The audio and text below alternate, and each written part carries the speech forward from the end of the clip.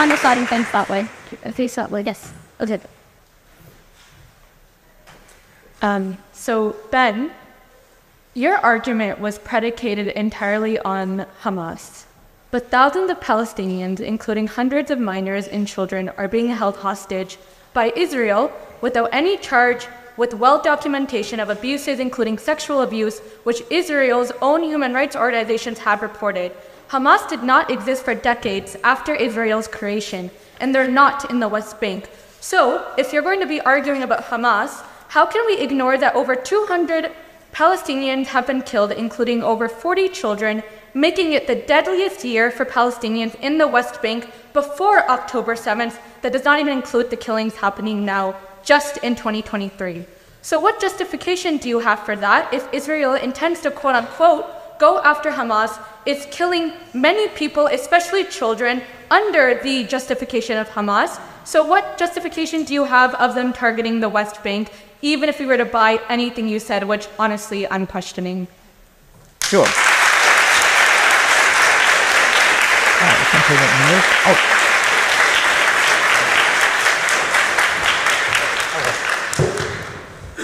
So the casualties that have been incurred in the West Bank are prior to October 7th largely. There have been many since October 7th because there have been many conflagrations between the IDF and the Palestinian Authority and Islamic Jihad members in the West Bank. There's significant violence over the course of the early part of this year. There's a breakaway group from the Palestinian Authority.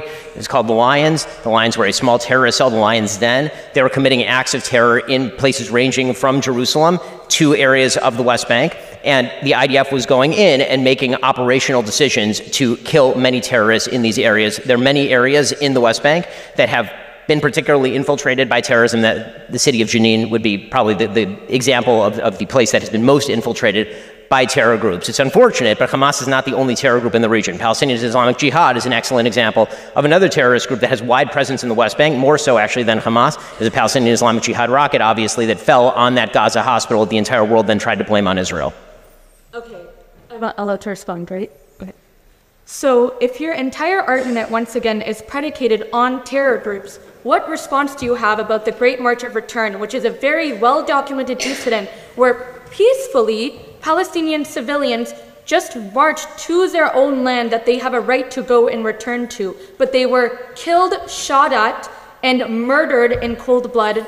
What year are we talking about? Which group are we talking about? I need more specificity. I'm talking about the Great March of Return. I know, I'm asking for more specificity because I'm unaware of all the details of what you're speaking about. So the Great March of Return is a well-documented instance where many Palestinians, after a tweet by a Palestinian, encouraged other Palestinians to go march peacefully back to their land. Which land is theirs? What are we talking about? We're talking about occupied Palestine. Are you talking about in proper Israel? Where are we talking about? Like which areas? We're talking about on the borders of Palestine, and we're also talking about their right to return to Palestine. There is no right to return. If you're talking about in Palestine, if you're talking about the land that is inside the 67 borders, there is no right of return to Haifa. There's no right of return to Tel Aviv. There's no right of return to West Jerusalem.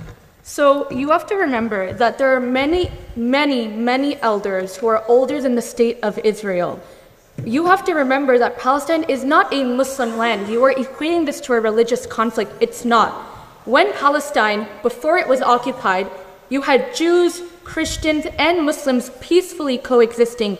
Palestine is not a Muslim homeland. It's a land that existed where many people that are alive to this day are older than the state of Israel. So are you making the argument that any population of any time, all of their descendants now have a right to go back to the place that their great-great-great-great-great-grandfathers went?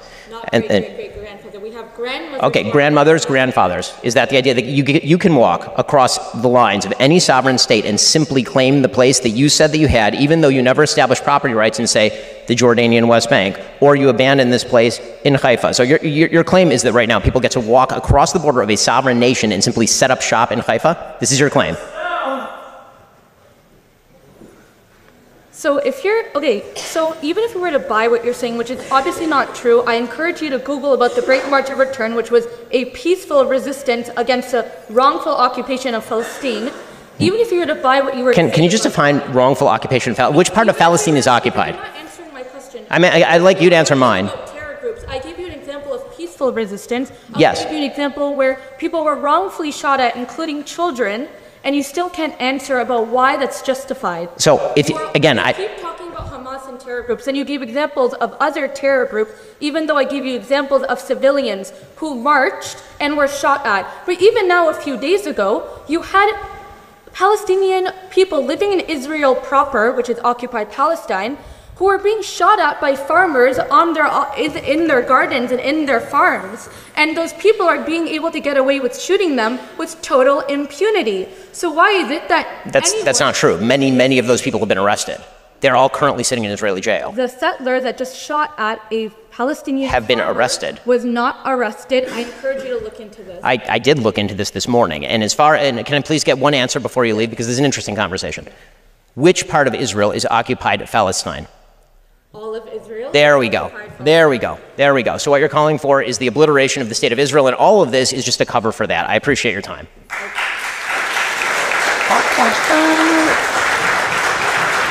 And now like very cutting Trevor. Thank you. And may I first say thank you for coming to speak at the Oxford Union this evening. It's a real pleasure. I'm a theology student myself, and I was wondering, how do you reconcile your conservative political views? Say into the microphone. Sorry, yes. Yeah. How do you reconcile your conservative political views with the religious values of compassion and your own Jewish faith? And your stance on the Israeli-Palestine war? I don't see why it's uncompassionate to call for the overthrow of Hamas, a terrorist group in the Gaza Strip, which has been oppressing its people and stealing billions of dollars from its own people. Ismail Haniyeh is living in a 5-star hotel in Qatar while his people are living in absolute misery because of a war that he initiated by killing 1,500 people inside Israel proper and then taking 233 hostages. I don't see why that's non-compassionate.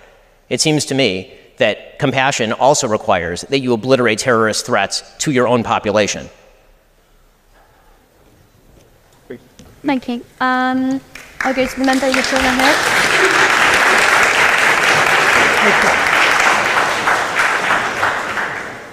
Let's go to the member in the back. Yes. Sorry, it was the member behind you. It was the member at the very back. Yep. I'll come to you after.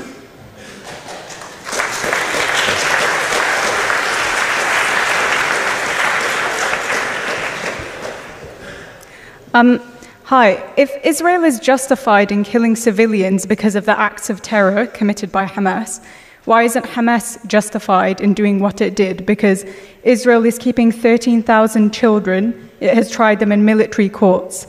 Since the establishment of Israel, 55,000 Palestinian homes have been bulldozed.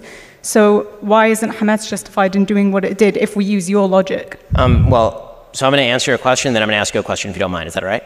So my answer is that Israel would not be justified in killing Palestinian civilians because of the actions of terrorists. Israel would be justified in attempting to kill terrorists, and civilian casualties are a cost of war. That is just a reality of life. During World War II, there were 70,000 Brits who died during the Blitz bombing, and there were 2 million Germans who died, civilians who died during World War II. And I don't see a lot of monuments in Britain because of the 2 million civilians who died in Germany. The costs of war are brutal, they're terrible, they're horrifying. There's a vast difference in moral scope between deliberately going into a civilian area and murdering everyone you can find and trying to kill a terrorist who is deliberately hiding beneath a civilian area, hiding their rockets in civilian areas, starving their own people. There is a vast difference. Okay, so now I get to ask my question, if you don't mind. So my question is, do you believe that there is a moral difference between Hamas going into, for example, Kfar Aza and murdering entire families, and Israel attempting to target terrorists and accidentally hitting civilians? Israel is effectively doing the same because Gaza is the most densely populated region in the world. There are 15,000 people per square mile. So does Hamas get immunity because they're there? So Hamas gets immunity. So Israel has killed 3,500 children in the past 3 weeks. That's more children. That's more children than have died in conflicts around the world in each of the last 4 years. So just to be clear, your logic is that if you're a terrorist group located in a densely populated community and you hide behind civilians, you are now immune. Where are the children meant to go? So you're immune. Okay. That's a violation of the Geneva Conventions, but okay.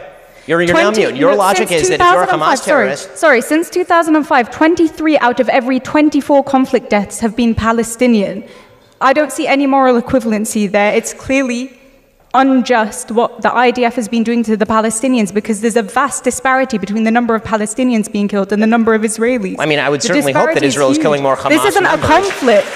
This isn't a conflict. This is one-sided ethnic cleansing. So, again, I'm just asking you, if based on the numbers, more Germans died than Brits in World War II, did that mean that the British were wrong in World War II? Because they did. Many more Germans died than Brits. Based on the numbers, does that mean that Britain was wrong in World War II? Britain wasn't bombing civilians.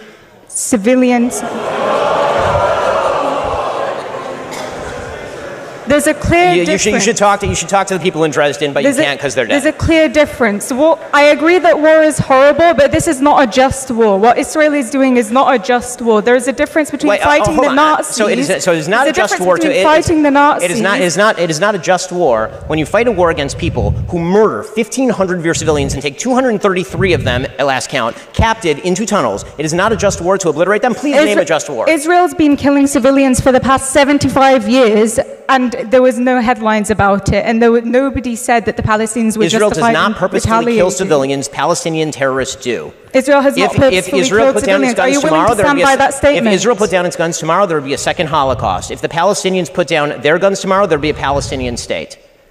That is the reality. And let me ask you this. There would not be a Palestinian settlement. I'm going to ask you. I'm going to ask you this. Israel has been built. I'm going to ask you. I'm just going to ask you the last question. The same question I asked her. Which part of Palestine is occupied?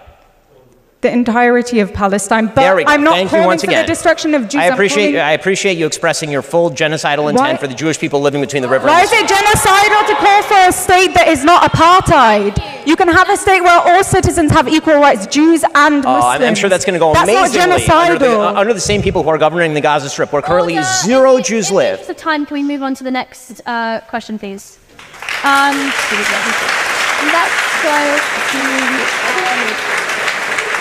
I think the member in the green jumper. Yeah. Oh, sorry, I thought it was green. Yeah. Yep. You.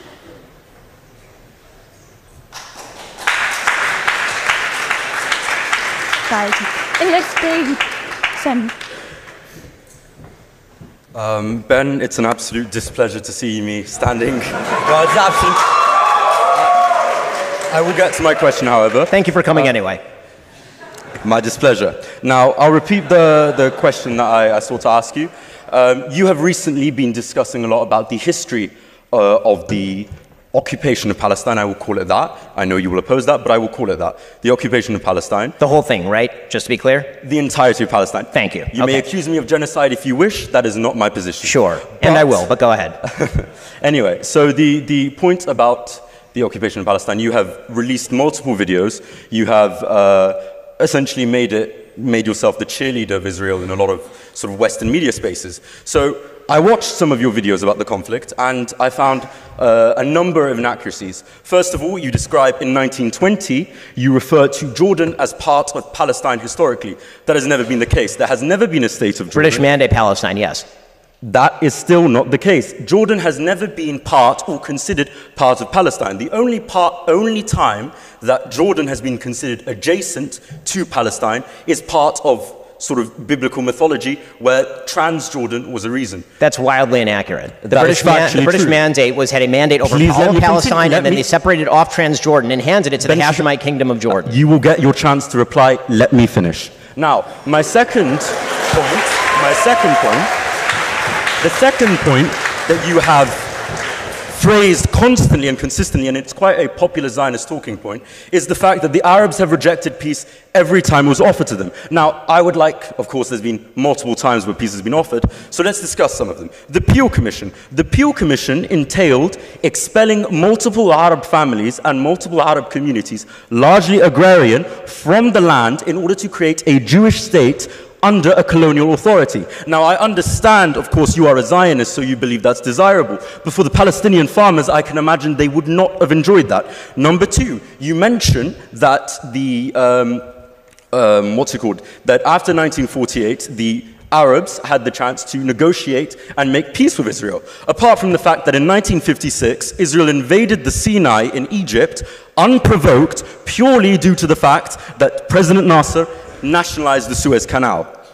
Then you claim that the 1967 war was a war of extermination. But if you will read any trusted and respected historian over the 1967 war, and perhaps you may even decide to read some of the books of Moshe Dayan about the actual conflict, where he describes that Israel actually provoked the conflict and there was no chance of the extermination of Israel. Then you claim that the 1973 war was a war of the destruction of Israel once again, which it was not. It was actually the reclaiming of the Sinai and the Golan Heights, which Israel has illegally occupied. So, you have lied multiple times. I can continue if you would wish, but I would like to ask you the question. When you lie, do you feel shame? Okay, so.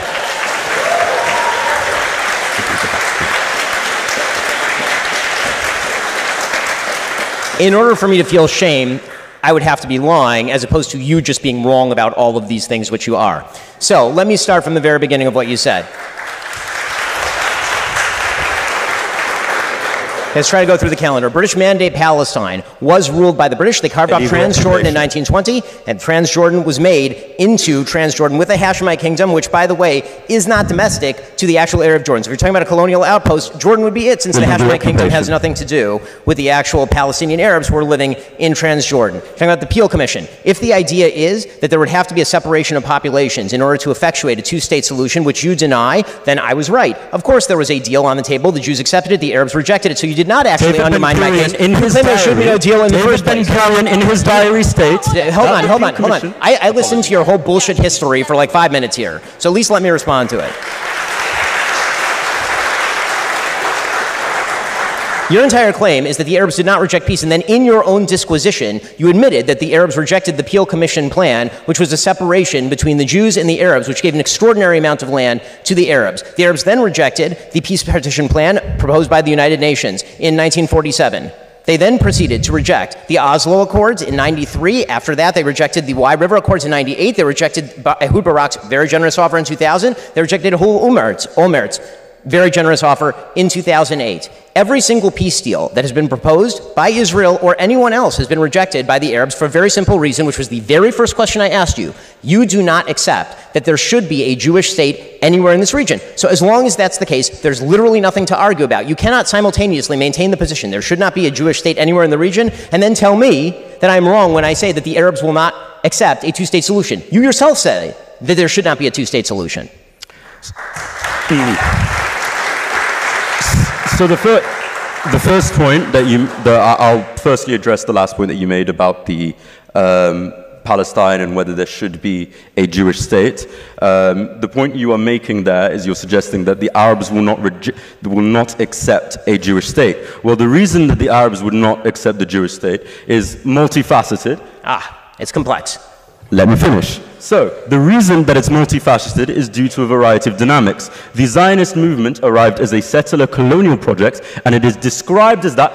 You can read the books of Jablonski. You can read Zionist literature from the early 20th century. It states that it was a colonial project. Now let's address the lies that you mentioned. Let's address the refutation that you made. In 1937, the Peel Commission, if you read the diaries of David Ben-Gurion, he explicitly states that the partition that the partition was a temporary move to ensure the conquest of the full land.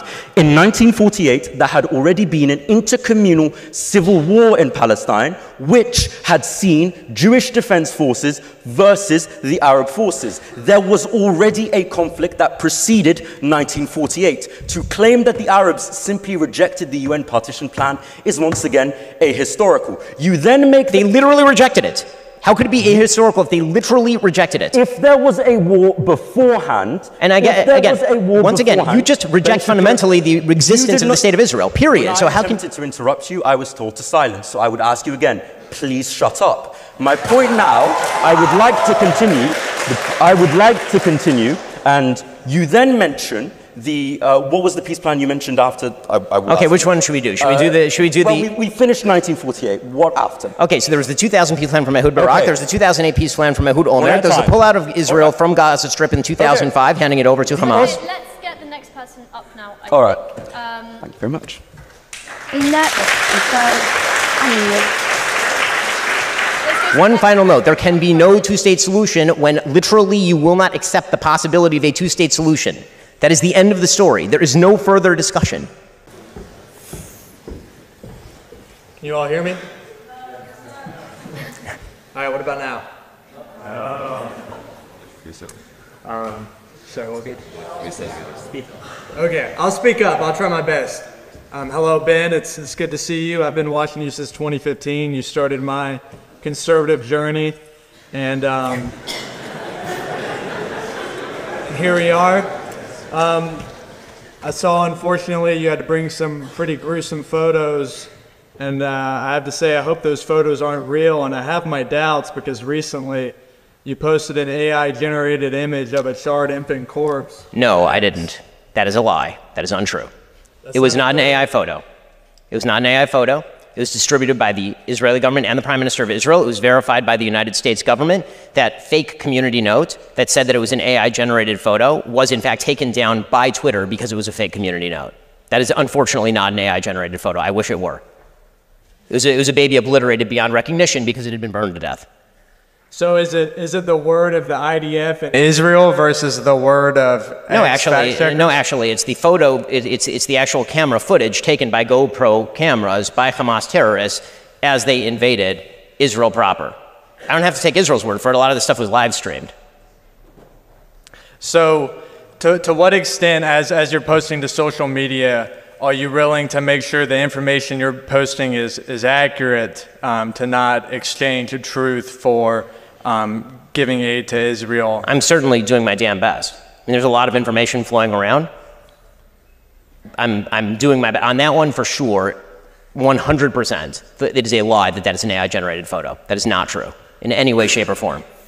And it shows how it does show how we live in a very dangerous era where anybody can, I mean, this is happening on a routine basis. You're seeing, for example, some of the pictures, they're horrible pictures coming out from Gaza, and a huge number of those are, of course, absolutely real. You're also seeing people who are repurposing pictures that are taken from Syria and then saying those are happening in Gaza. So, yeah, unfortunately, there is a lot of information that's floating around that is hard to kind of lock down and verify. That picture is 100% real, unfortunately. I sympathize with you because as AI gets more advanced, it becomes increasingly hard to discern information. So I know you bear a lot of I mean, this is going to be a serious problem as time goes on, seriously. Like, the flow of information is going to be more and more uncertain because of that.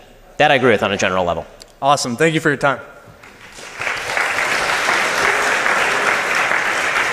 So let's choose the ex-president on the front bench.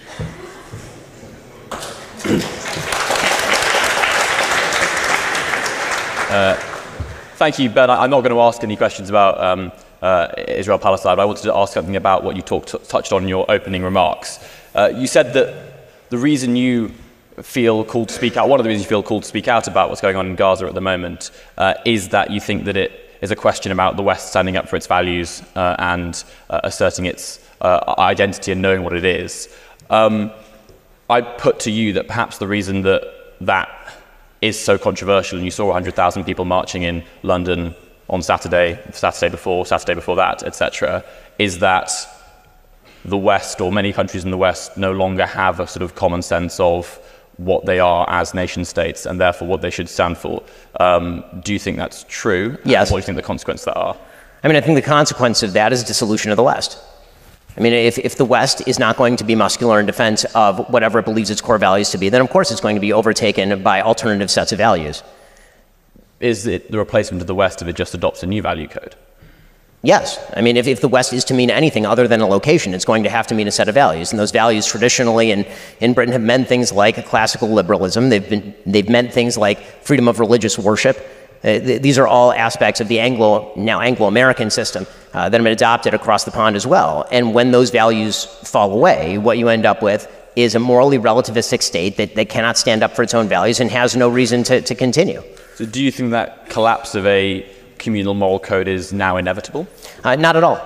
I don't. In fact, I think that there is going to be quite a backlash to the insane self-blinding that has taken place by the West. This belief that everybody is at root thinking the same sorts of thing and engaging in the same sort of incentive structure. I do not think that that is the case. I don't think the West always believed that. This is not to say the West is perfect, that the West hasn't made enormous and horrifying mistakes. The West certainly has, but the West's value system is certainly better than the other value systems that have been made available to the planet over the course of the last couple of centuries. I'm sure you'd agree with me in that the foundation of a lot of the moral code of the West is sort of Judeo-Christian.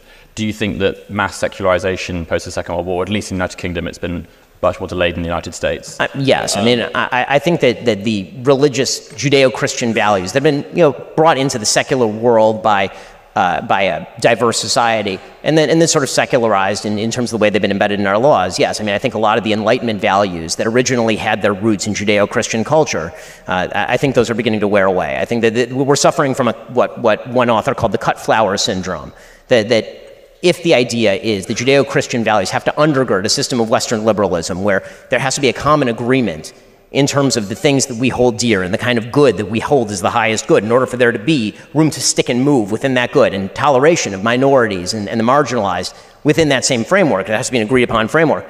When you cut that off from its fundamental religious roots, it's very difficult for the flowers to survive. They can survive for a little while in water, but eventually they wither.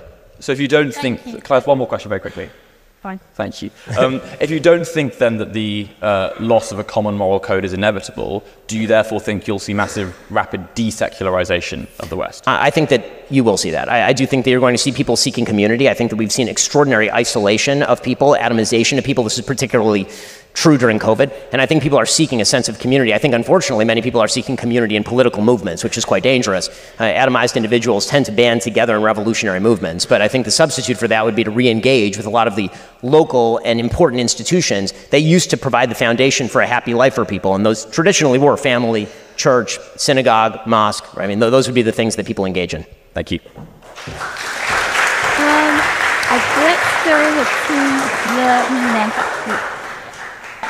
Let's go to the member in the front here. Hi Ben, so good to have you. I wanted to go back to the current conflict, and I was wondering, given that obviously there's one side which does have, a respect for human rights, as you pointed out, they try to go about their response, Israel tries to go about their response in in the best way possible, at least I would argue. And you've got another side that has a fundamentally different alignment of values that does not have regard for the civilian lives. And in purely practical terms, that makes it quite difficult to wage war in a civilized way, as far as you can say that. So in terms of perhaps drawing a potential, I don't want to call it path to victory, but a path to defeating Hamas, but reconciling that with our values and, killing as few civilians as we can. And I understand that you know Benjamin Netanyahu and so on, so could you draw a possible sort of realistic path to victory that might reconcile? So I'm not privy to the sort of military planning of the Israeli administration. I'm not in their security councils.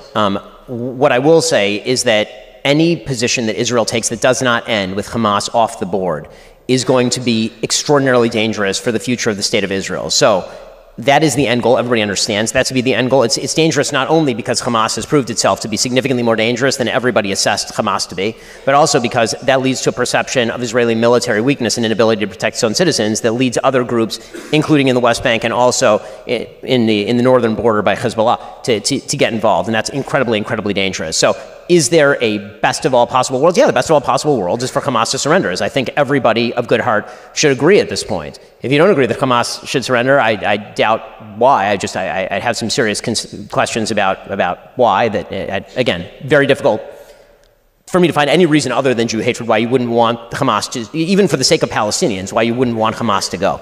That would be the most obvious bill. Is Hamas going to do that? Probably not, which means that it's in everybody's interest, or should be in everybody's interest, to depose Hamas as quickly and easily as possible. They've made it incredibly difficult. Obviously, the tunnel system, they have some 300 miles of tunnel underneath the ground. They've stolen billions of dollars in order to pursue that. They've built up resources under there. It's going to be a slog. It's going to take a lot longer than people think it's going to take. And it's going to cost, by the end of this, it's going to cost a lot of Israeli soldiers' lives, because they're going to have to attempt to go into serious urban terrain and wage this war. So I wish I saw a good way out. I don't see a good way out. I think people, there are a lot of happy solutions that we tend to think about in the West, but very few of them tend to materialize in war. I suppose such are the realities of war. And I just wanted to say on a personal note, as a citizen of the Czech Republic, I think we stand very firmly with Israel. I appreciate that. History of doing so, and I hope everything is resolved as quickly as possible. And through your personal connection as well, I wish you the best with it. Thank you very much.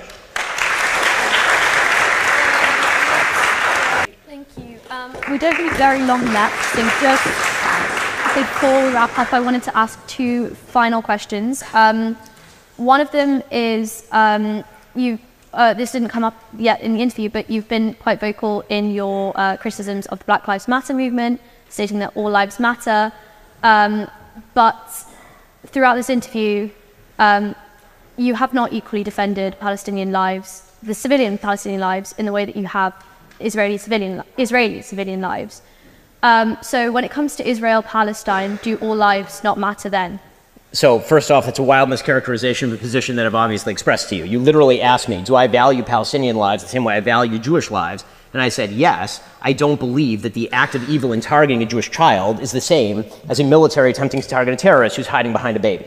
So don't mistake the position, please. When it comes to the all lives matter position, of course I believe that all lives matter. My fundamental disagreement with Black Lives Matter is I don't agree with their premise. Their premise is that black people in the United States are being uniquely targeted by law enforcement for murder, and I don't think that the statistics prove that. I don't think the evidence is there for that.